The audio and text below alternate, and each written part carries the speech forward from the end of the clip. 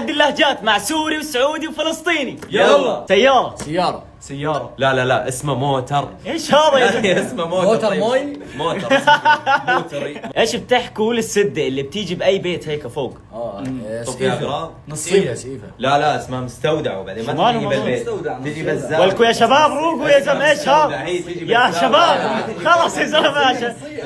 خلص يا زلمة اعتبرها حصان يا زلمة. طب ايش بتحكوا للشريطة اللي بتمسح فيها مثلا عصير مي بين كف؟ عرفت. شقفة. لا اسمها فوطة. فوطة. ايش هذا ولك؟ فيها وتمسك فوطة مش فيها كانت الإنسان. تنحط للولد الصغير؟ لا هسه اسا ومنقول هالكيت. لا الحين او ذا الحين.